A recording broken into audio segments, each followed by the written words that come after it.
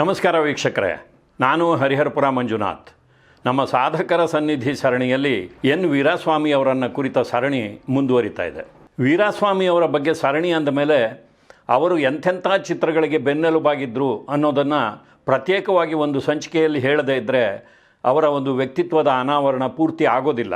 ಹಾಗಾಗಿ ಈ ಸಂಚಿಕೆಯನ್ನು ಅದಕ್ಕಾಗಿ ಮೀಸಲಿಟ್ಟಿದ್ದೀನಿ. ನೋಡಿ, ಬೆಟ್ಟದ ಹುಲಿ ಚಿತ್ರದೊಂದಿಗೆ ಅವರು ನಿರ್ಮಾಣಕ್ಕೆ ಇಳಿತಾರೆ.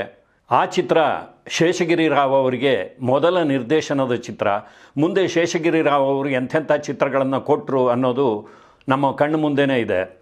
ಅದಾದ ಮೇಲೆ ಕುಲಗೌರವ ಚಿತ್ರವನ್ನು ಈಶ್ವರಿ ಪಿಕ್ಚರ್ಸ್ ಸಂಸ್ಥೆ ನಿರ್ಮಾಣ ಮಾಡುತ್ತೆ. ಆ ಚಿತ್ರವನ್ನು ಟಿ ಶಿವರಾಮ್ ಅವರು ನಿರ್ದೇಶನ ಮಾಡ್ತಾರೆ. ಮುಂದೆ ಅವರೂ ಸಹ ಕನ್ನಡದಲ್ಲಿ ಎಂಥೆಂಥ ಚಿತ್ರಗಳನ್ನು ಕೊಟ್ಟರು ಅನ್ನೋ ಉದಾಹರಣೆ ನಮ್ಮ ಕಣ್ಣು ಮುಂದೆನೇ ಇದೆ. ಇನ್ನು ಕನ್ನಡದ ಪ್ರತಿಷ್ಠಿತ ನಿರ್ದೇಶಕರಾದಂಥ ಪುಟ್ಟಣ್ಣ ಕಣಗಾಲ್ ಅವರಿಂದ ಕನ್ನಡದಲ್ಲಿ ನಾಗರಹಾವು ಚಿತ್ರವನ್ನು ಮಾಡಿಸಿದ್ದು, ಸಿದ್ಧಲಿಂಗಯ್ಯನವರಿಂದ ಭೂತಯ್ಯನ ಮಗ ಅಯ್ಯೋ ಚಿತ್ರವನ್ನು ಮಾಡಿಸಿದ್ದು. ಅದಾದ ಮೇಲೆ ಸಹ ಸಿದ್ಧಲಿಂಗಯ್ಯನವರು ಆ ಸಂಸ್ಥೆಯ ಅನೇಕ ಚಿತ್ರಗಳನ್ನು ನಿರ್ದೇಶನ ಮಾಡಿದ್ರು. ಈ ನಿರ್ದೇಶಕರಲ್ಲದೆ ವಿಜಯ್ ಅವರು, ಸೋಮಶೇಖರ್ ಅವರು, ತಮ್ಮ ಮಗ ವಿ ರವಿಚಂದ್ರನ್ ಅವರು, ಡಿ ರಾಜೇಂದ್ರ ಬಾಬು ಅವರು, ಬಿ ಸುಬ್ಬರಾವ್ ಅವರು, ಹೀಗೆ ಈಶ್ವರಿ ಪಿಕ್ಚರ್ ಸಂಸ್ಥೆಯ ಚಿತ್ರಗಳು ಅಂದರೆ ಅಲ್ಲಿ ವಿಭಿನ್ನ ಅಭಿರುಚಿಯ ನಿರ್ದೇಶಕರಿಗೆ ಅವಕಾಶಗಳನ್ನು ವೀರಾಸ್ವಾಮಿ ಅವರು ಕಲ್ಪಿಸಿಕೊಟ್ಟಿದ್ದಾರೆ. MP ಶಂಕರ್ ಅವರು ಸ್ವತಂತ್ರ ನಿರ್ಮಾಪಕರು ಹಾಗೂ ನಿರ್ದೇಶಕರಾಗೋದಕ್ಕೆ ಕೂಡ ವೀರಾಸ್ವಾಮಿಯವರ ಒಂದು ಒತ್ತಾಸೆಯೇ ಕಾರಣ. ತಮ್ಮದೇ ಸಂಸ್ಥೆಯಿಂದ ವೀರಾಸ್ವಾಮಿಯವರು ನಿರ್ಮಾಣ ಮಾಡಿದ ಅನೇಕ ಚಿತ್ರಗಳ ಪೈಕಿ ಕನ್ನಡದಲ್ಲಿ ಒಂದು ಮೈಲಿಗಲ್ಲಾಗಿರುವಂಥ ಪ್ರೇಮಲೋಕ ಚಿತ್ರದ ಬಗ್ಗೆ ಸಾಕಷ್ಟು ಮಾಹಿತಿಗಳನ್ನು ಹೇಳಿದ್ದೀನಿ. ಜೊತೆಗೆ ಅದರ ಬೆನ್ನ ಹಿಂದೆಯೇ ಬಂದಂಥ ಒಂದು ಚಿತ್ರ ರಣಧೀರ. ಆ ಚಿತ್ರವನ್ನು ಕುರಿತಂತೆ ಇಲ್ಲಿ ವೀರಾಸ್ವಾಮಿಯವರ ಮತ್ತೊಂದು ಮುಖದ ಅನಾವರಣವನ್ನು ಮಾಡ್ತಾ ಇದ್ದೀನಿ. ನೋಡಿ, ರಣಧೀರ ಚಿತ್ರಕ್ಕೆ ಖುಷ್ಬು ಅವರನ್ನು ನಾಯಕಿಯಾಗಿ ಆರಿಸಿರ್ತಾರೆ. ಖುಷ್ಬು ಅವರಿಗೆ ಆಗ 17 ವರ್ಷ ವಯಸ್ಸು. ಅವರು ಕನ್ನಡಕ್ಕೆ ಬಂದ ಮೊದಲ ಚಿತ್ರ ಅದು. ಅದೇ ಸಂದರ್ಭದಲ್ಲಿ ಖುಷ್ಬು ಅವರ ತಾಯಿಗೆ ಅನಾರೋಗ್ಯವಾಗಿ ಅವರು ಆಸ್ಪತ್ರೆಯಲ್ಲಿರ್ತಾರೆ. ಆದರೆ ಆಸ್ಪತ್ರೆಯಲ್ಲಿ ವೈದ್ಯರು ಇನ್ನೇನು ಚಿಕಿತ್ಸೆ ಬೇಕಾಗಿಲ್ಲ, ನೀವು ಬಿಲ್ ಕಟ್ಟಿ ಮನೆಗೆ ಕರ್ಕೊಂಡು ಹೋಗ್ಬೋದು ಅಂತ ಹೇಳಿರ್ತಾರೆ. ಖುಷ್ಬು ಅವ್ರ ಹತ್ರ ಸುಮಾರು 36,000 ರೂಪಾಯಿಗಳಷ್ಟು ಆಸ್ಪತ್ರೆಯ ಬಿಲ್ಲನ್ನು ಕಟ್ಟೋದಕ್ಕೆ ಹಣ ಇರೋದಿಲ್ಲ. ಅವರಿಗೆ ಒತ್ತಾಸೆಯಾಗಿ ನಿಲ್ಲೋದಕ್ಕೆ ಅವರ ಸೋದರರು ಸಹ ಇನ್ನೂ ಮದ್ರಾಸಿಗೆ ಬಂದು ನೆಲೆಸಿರಲಿಲ್ಲ. ಅಂಥ ಒಂದು ಕಾಲಘಟ್ಟದಲ್ಲಿ ನಡೆದಂಥ ಕಥೆ ಇದು. ಸೆಟ್ನಲ್ಲಿ ಖುಷ್ಬು ಅವರು ಅನ್ಯ ಮನಸ್ಕರಾಗಿ ತಮ್ಮ ಈ ಒಂದು ಯೋಚನೆಯನ್ನೇ ಮಾಡ್ತಾ ಕೂತಿರ್ತಾರೆ.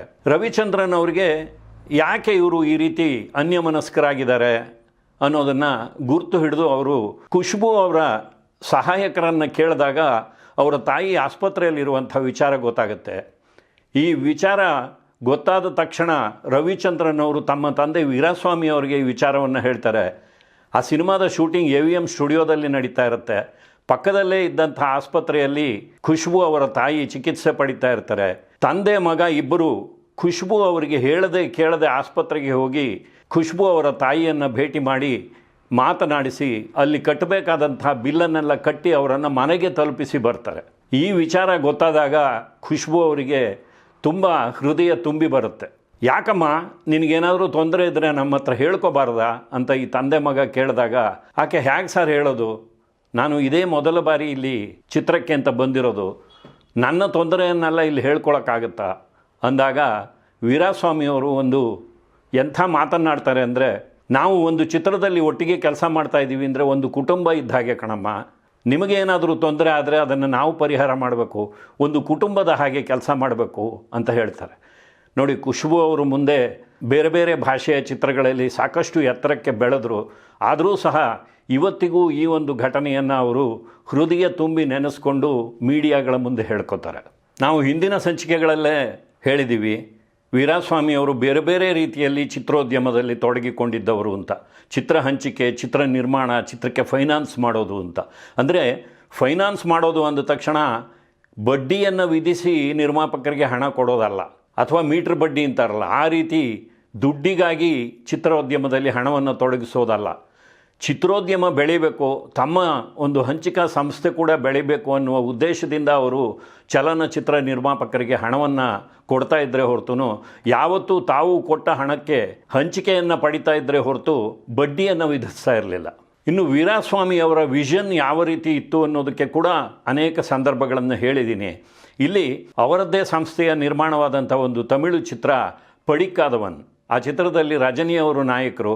ಆ ಚಿತ್ರದಲ್ಲಿ ಒಂದು ಗೀತೆ ಬರುತ್ತೆ, ಊರೈತೆ ರಿಂಜಿಕಿಟ್ಟೆ ಉಲಗಂಪು ರಿಂಜಿಕಿಟ್ಟೆ ಕಣ್ಮಣಿ ಏನು ಕಣ್ಮಣಿ. ಈ ಹಾಡಿನಲ್ಲಿ ರಜನಿಯವರು ಸುಮ್ಮನೆ ನಡೆದು ಬರೋದು ಅಷ್ಟೆ. ರಜನಿಕಾಂತ್ ಅವರ ಸಿನಿಮಾ ಅಂದರೆ ಅಭಿಮಾನಿಗಳು ಬೇರೆ ಬೇರೆ ರೀತಿಯ ಒಂದು ಚಿತ್ರಣವನ್ನು ನಿರೀಕ್ಷೆ ಮಾಡ್ತಾರೆ. ಹಾಗಾಗಿ ಅಲ್ಲಿ ರಜನಿ ಅವರ ಸ್ಟೈಲ್ ಇರಬೇಕು, ಅದಕ್ಕಾಗಿಯೇ ಒಂದು ಪ್ರತ್ಯೇಕವಾದಂಥ ನಿರೂಪಣಾ ವಿಧಾನ ಇರಬೇಕು. ಈ ರೀತಿಯ ಒಂದು ಕಲ್ಪನೆ ಎಲ್ಲರಲ್ಲೂ ಇರುತ್ತೆ, ರಜನಿಯವರಲ್ಲೇ ಇತ್ತು. ಅವರು ಈ ಚಿತ್ರದ ಒಂದು ರಶಸ್ಸನ್ನು ನೋಡಿದಾಗ ವೀರಸ್ವಾಮಿ ಅವರ ಹತ್ರ ಹೇಳ್ತಾರೆ, ನನ್ನ ಅಭಿಮಾನಿಗಳು ಈ ರೀತಿ ಸುಮ್ಮನೆ ನಾನು ನಡ್ಕೊಂಡು ಬರುವಾಗ ಈ ಹಾಡು ಬಂದರೆ ಅದನ್ನು ಇಷ್ಟಪಡ್ತಾರೋ ಇಲ್ವೋ, ಬೇಡ ಅನಿಸುತ್ತೆ ಈ ಹಾಡು ಅಂತ. ಆದರೆ ವೀರಸ್ವಾಮಿ ಅವರು ಹೇಳ್ತಾರೆ, ಇಲ್ಲ, ಖಂಡಿತವಾಗಿಯೂ ಈ ಹಾಡು ನಿನ್ನ ಚಿತ್ರ ಜೀವನದಲ್ಲಿ ಒಂದು ಮೈಲಿಗಲ್ಲಾಗತ್ತೆ. ಅಕಸ್ಮಾತ್ ಏನಾದರೂ ಈ ಹಾಡಿನಿಂದಾಗಿ ಚಿತ್ರ ಫೇಲ್ಯೂರ್ ಆದರೆ ಅದರ ಎಲ್ಲ ಹೊಣೆಯನ್ನು ನಾನು ಹೊತ್ಕೋತೀನಿ ಅಂತ ಹೇಳ್ತಾರೆ. ನೋಡಿ, ಸಿನಿಮಾ ಬಿಡುಗಡೆ ಆದಮೇಲೆ ಆ ಹಾಡು ಒಂದು ಮೈಲಿಗಲ್ಲಾಗಿ ದಾಖಲಾಗುತ್ತೆ. ಇವತ್ತಿಗೂ ರಜನಿ ಅವರ ಚಿತ್ರ ಜೀವನದ ಚಿತ್ರಗಳಲ್ಲಿ ಹಾಗೂ ಹಾಡುಗಳ ಒಂದು ನಿರೂಪಣೆಯಲ್ಲಿ ಈ ಚಿತ್ರ ಒಂದು ದಾಖಲೆಯಾಗಿ ಉಳಿದಿದೆ. ಯಾವಾಗ ವೀರಸ್ವಾಮಿ ಅವರು ಹೇಳಿದಂತೆಯೇ ಚಿತ್ರ ಬಿಡುಗಡೆಯಾದ ಮೇಲೆ ಆ ಒಂದು ಹಾಡು ಬಂದಾಗ ಅಭಿಮಾನಿಗಳು ಹೇಗೆ ಹುಚ್ಚೆದ್ದು ಕುಣಿತಾರೋ ಅದನ್ನು ನೋಡಿದಾಗ ರಜನಿಯವರೇ ಬಂದು ವೀರಸ್ವಾಮಿ ಅವರ ಹತ್ರ ಸಾರಿ ಕೇಳ್ತಾರೆ. ಇನ್ನು ಅನಪೇಕ್ಷಿತವಾಗಿ ಅನ್ಯರಿಗೆ ಸಹಾಯ ಮಾಡುವಂಥ ವೀರಸ್ವಾಮಿಯವರ ಗುಣ, ಅದಕ್ಕೆ ಒಂದೆರಡು ಉದಾಹರಣೆಗಳನ್ನು ಹೇಳ್ತೀನಿ. ಅವರದ್ದೇ ನಿರ್ಮಾಣ ಸಂಸ್ಥೆ, ಹಂಚಿಕಾ ಸಂಸ್ಥೆ ಇಷ್ಟೆಲ್ಲ ಇರುವಾಗ ಬೇರೆಯವರ ಬಗ್ಗೆ ಅವ್ರು ಯಾಕೆ ತಲೆ ಕೆಡಿಸ್ಕೋಬೇಕು? ಆ ರೀತಿಯ ಗುಣ ವೀರಸ್ವಾಮಿ ಅವರಲ್ಲಿ ಇರಲಿಲ್ಲ. ನೋಡಿ, ದ್ವಾರಕೀಶ್ ಅವರು ಸಿಂಗಪೂರ್ನಲ್ಲಿ ರಾಜ ಕುಳ್ಳ ಚಿತ್ರವನ್ನು ಅದ್ಧೂರಿಯಾಗಿ ನಿರ್ಮಾಣ ಮಾಡ್ತಾರೆ, ಅದು ಯಶಸ್ಸು ಕೂಡ ಕಾಣುತ್ತೆ. ಆ ಚಿತ್ರವನ್ನು ಬೇರೆ ಬೇರೆ ಭಾಷೆಗೆ ರೀಮೇಕ್ ಹಕ್ಕುಗಳನ್ನು ಕೊಡಬೇಕು ಅಂತ ಹೇಳಿ ದ್ವಾರಕೀಶ್ ಅವರು ಓಡಾಡ್ತಾ ಇರ್ತಾರೆ. ಒಂದು ಸಾರಿ ಮದ್ರಾಸ್ನಲ್ಲಿ ಅವರಿಗೆ 75,000 ರೂಪಾಯಿಗಳಿಗೆ ಅದರ ರೀಮೇಕ್ ಹಕ್ಕುಗಳು ಮಾರಾಟ ಆಗುತ್ತೆ. ಅದರ ಒಂದು ಮಾತುಕತೆ ನಡೆಯುತ್ತೆ. ಆ ಒಂದು ವಿಚಾರವನ್ನು ಮಿತ್ರ ವೀರಸ್ವಾಮಿ ಅವರಲ್ಲಿ ಹಂಚ್ಕೋಬೇಕು ಅಂತ ಹೇಳಿ ಅವರು ಕರೆ ಮಾಡ್ತಾರೆ. ಕರೆ ಮಾಡಿ, ಒಂದು ಶುಭ ಸಮಾಚಾರ ಇದೆ, ನಾನು ಬೆಂಗಳೂರಿಗೆ ಬಂದಾಗ ಹೇಳ್ತೀನಿ ಅಂತ ದ್ವಾರಕೀಶ್ ಅವರು ಹೇಳ್ತಾರೆ. ಈ ವಿವರಗಳನ್ನು ಹೇಳೋದಿಲ್ಲ. ಆಗ ವೀರಸ್ವಾಮಿ ಅವರು ಕೂಡ, ನಾನು ನಿನಗೆ ಒಂದು ಶುಭ ಸಮಾಚಾರವನ್ನು ಹೇಳಬೇಕು, ಮೊದಲು ಬೆಂಗಳೂರಿಗೆ ಬಾ ಅಂತ ಕರೀತಾರೆ. ಬಂದ ಮೇಲೆ ದ್ವಾರಕೀಶ್ ಅವರು ಹೇಳ್ತಾರೆ, 75,000 ರೂಪಾಯಿಗಳಿಗೆ ನಾನು ಇದರ ರೀಮೇಕ್ ಹಕ್ಕುಗಳನ್ನು ಕೊಡ್ತಾ ಇದ್ದೀನಿ, ಮಾರಾಟ ಆಯಿತು, ಒಳ್ಳೆಯ ಬೆಲೆ ಸಿಕ್ತು ಅಂತ. ಅದಕ್ಕಾಗಿ 25,000 ರೂಪಾಯಿ ಅಡ್ವಾನ್ಸ್ ಕೂಡ ಕೊಟ್ಟಿದ್ದಾರೆ ಅಂತ.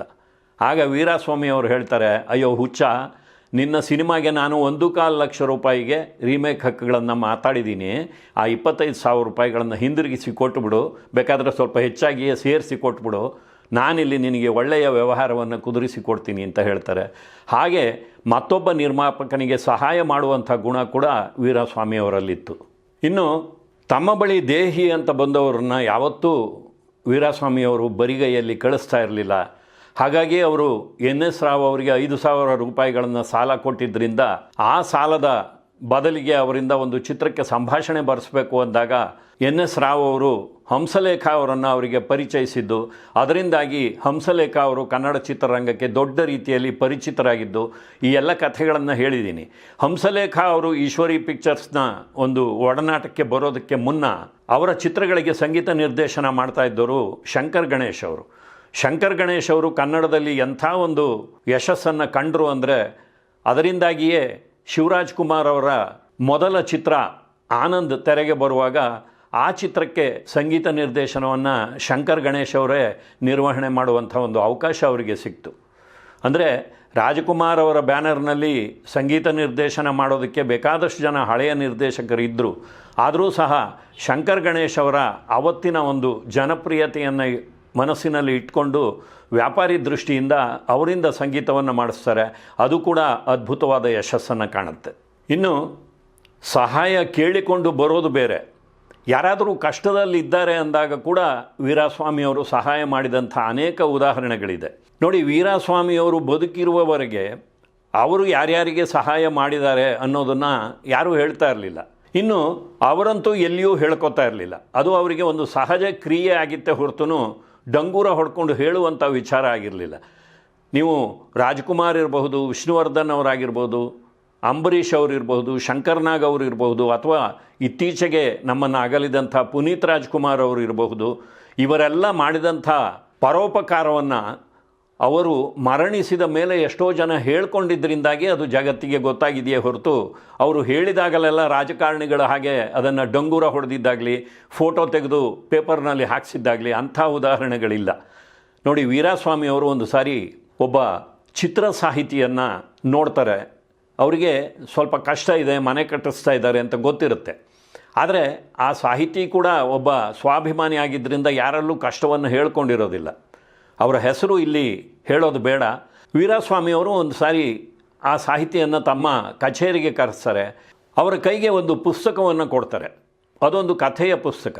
ಇವರು ಚಿತ್ರ ಸಾಹಿತಿಯಾಗಿದ್ದರಿಂದಾಗಿ ವೀರಾಸ್ವಾಮಿಯವರು ಈ ಕಥೆಯನ್ನು ಓದಿ ಸಿನಿಮಾ ಮಾಡ್ಬೋದಾ ಅಂತ ಹೇಳಿ ಆ ಪುಸ್ತಕವನ್ನು ಅವ್ರ ಕೈಗೆ ಕೊಡ್ತಾರೆ. ಆ ಸಾಹಿತಿ ಪಾಪ ಮನೆ ಕಟ್ಟಿಸೋ ಗಡಿಬಿಡಿನಲ್ಲಿದ್ದರಿಂದ ಆಯಿತು ಅಂತ ಹೇಳಿ ಪುಸ್ತಕ ತೊಗೊಂಡೋಗಿ ಮನೇಲಿ ಇಟ್ಬಿಡ್ತಾರೆ, ಮರ್ತು ಬಿಡ್ತಾರೆ. ಕೆಲವು ದಿವಸಗಳಾದ ಮೇಲೆ ವೀರಾಸ್ವಾಮಿಯವರು ಮತ್ತೆ ಕೇಳ್ತಾರೆ. ಆಗ ಅವರು, ಇಲ್ಲ ಸರ್, ನಾನು ಮನೆ ಕಟ್ಟಿಸೋ ಬ್ಯುಸಿನಲ್ಲಿದ್ದೀನಿ, ದುಡ್ಡಿಗೆ ಬೇರೆ ಸ್ವಲ್ಪ ತೊಂದರೆ ಇದೆ, ಹಾಗಾಗಿ ಪುಸ್ತಕ ನೋಡೋದಕ್ಕಾಗಿಲ್ಲ ಅಂತ. ಇಲ್ಲ, ನೀವು ಒಂದು ಸಾರಿ ಪುಸ್ತಕ ನೋಡಿ ಅಂತ ಹೇಳಿದಾಗ ಆ ಸಾಹಿತಿ ಮನಸ್ಸಿಲ್ಲದ ಮನಸ್ಸಿನಿಂದ ಪುಸ್ತಕವನ್ನು ತೆಗೆದ್ರೆ ಆ ಪುಸ್ತಕದ ಒಳಗೆ ವೀರಾಸ್ವಾಮಿಯವರು ಇಟ್ಟಿದ್ದಂಥ ಒಂದು ಚೆಕ್ ಇರುತ್ತೆ.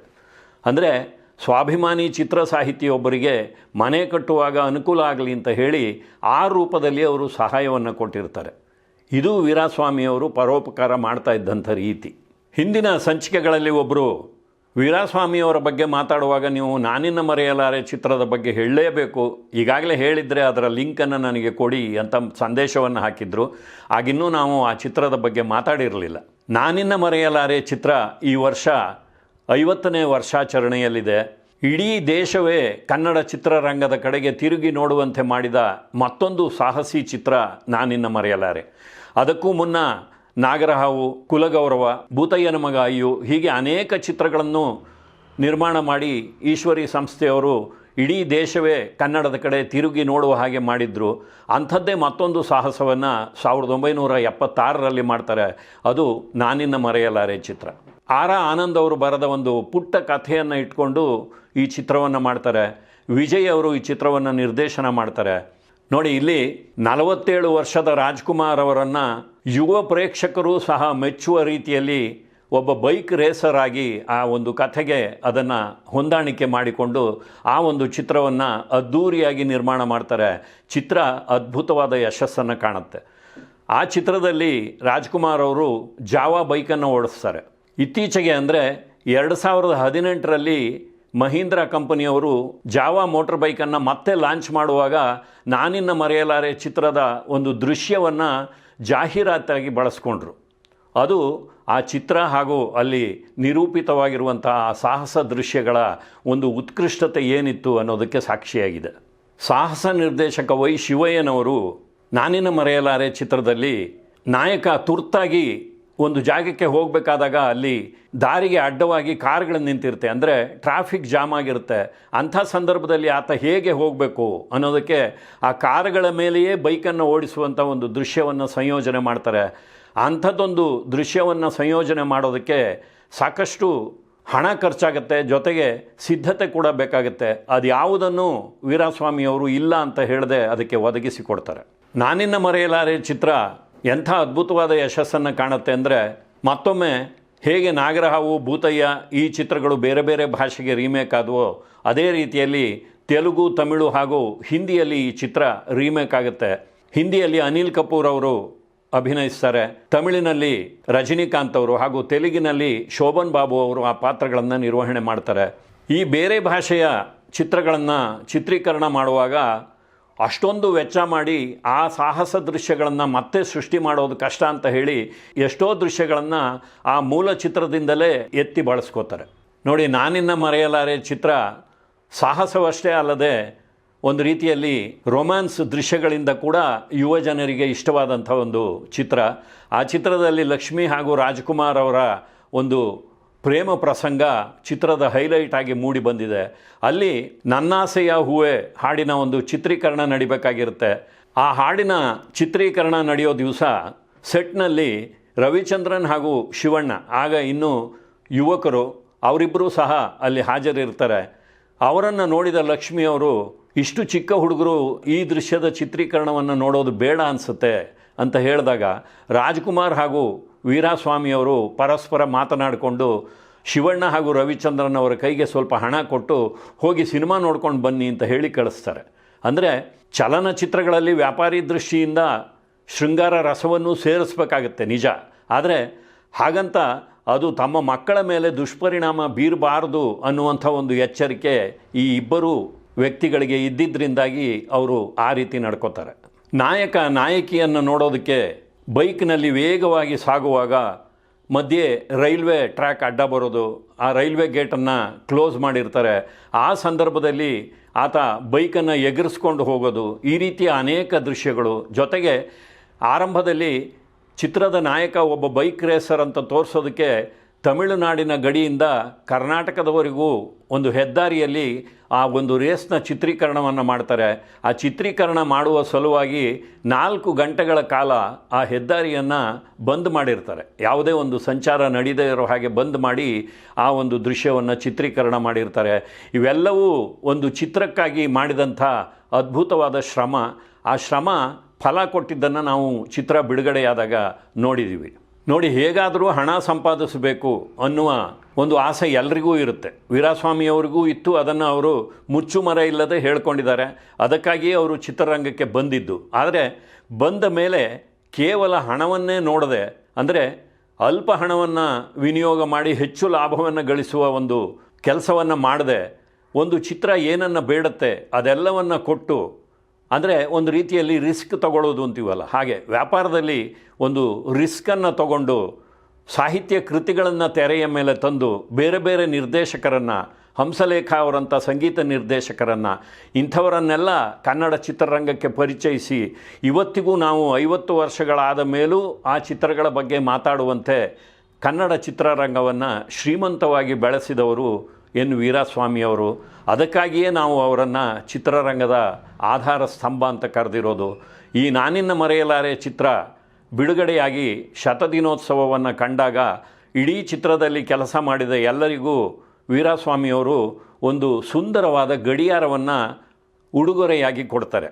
ಅಂದರೆ ಯಾವತ್ತೂ ನಾವು ಜೀವನದಲ್ಲಿ ಸಮಯಕ್ಕೆ ಬೆಲೆಯನ್ನು ಕೊಡಬೇಕು ಅನ್ನುವ ಒಂದು ಸಂಕೇತವಾಗಿ ಒಂದು ಗಡಿಯಾರವನ್ನು ಎಲ್ರಿಗೂ ಕೊಡ್ತಾರೆ.